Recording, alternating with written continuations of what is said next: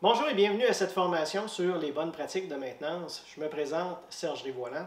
Ça fait maintenant presque 20 ans que je travaille à implanter les bonnes pratiques de maintenance. Je suis ingénieur mécanique de formation. Ironiquement, j'avais commencé une maîtrise sur la fiabilité des équipements miniers. Et à ce moment-là dans ma carrière, la maintenance, je ne trouvais pas ça très sexy. J'avais plus d'intérêt pour le système de production Toyota et le Lean Manufacturing. J'ai donc abandonné la maintenance et je suis parti en entreprise faire l'implantation du Lean Manufacturing. J'ai passé les 10 premières années de ma carrière plus du côté de la production et une des problématiques avec le Lean, c'est souvent la fiabilité d'équipement. Donc, début des années 2000, j'ai bifurqué pour retourner du côté de la maintenance. De 2005 à 2008, j'ai été impliqué dans un projet d'implantation de l'excellence en fiabilité chez Alcoa. C'était un environnement idéal pour apprendre la maintenance et j'avais d'excellents coachs pour me supporter.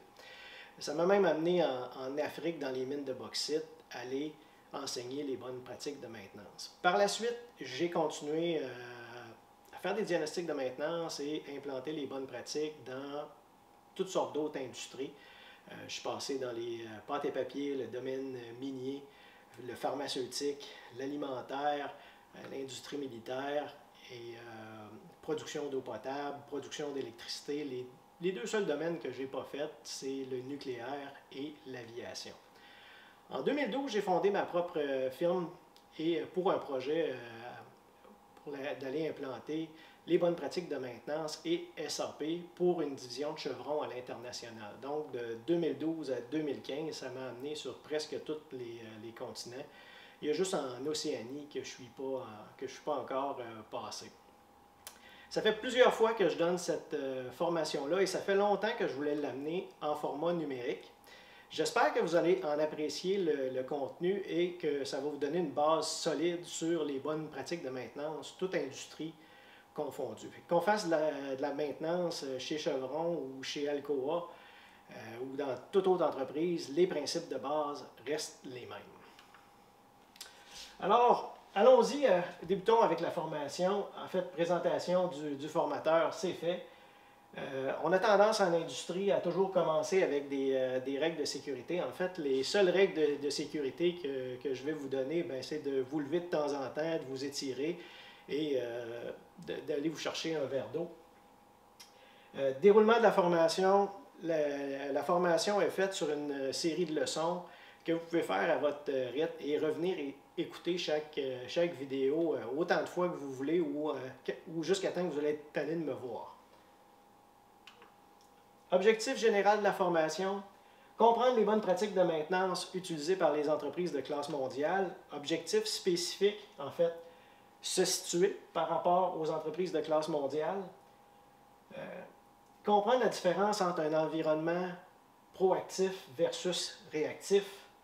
Les principes directeurs pour l'organisation de la maintenance. Les notions de base au niveau de la planification, de la supervision et de la fiabilité. Les notions de base nécessaires en GMAO, en fait, gestion de maintenance assistée par ordinateur, et finalement, les indicateurs de performance pour se mesurer. Alors, l'agenda. Introduction, on achève présentement avec l'introduction.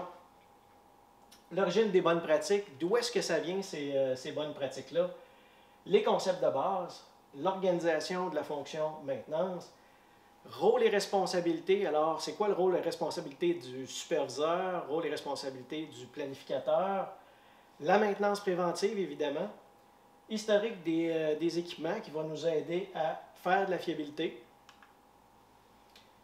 la gestion des travaux. Alors, comment ça fonctionne quand on fait une demande de travail jusqu'à temps que les travaux soient exécutés, comment on estime cette charge de travail-là, la planification, comment est-ce qu'on prépare ou on organise ces travaux-là en passant par la gestion des achats et des stocks.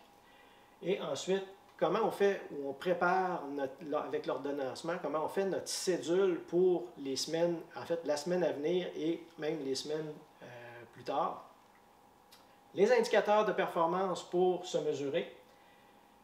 Le processus budgétaire audit de maintenance et la gestion des arrêts, qui sont des modules un petit peu plus avancés qu'on va voir à la fin.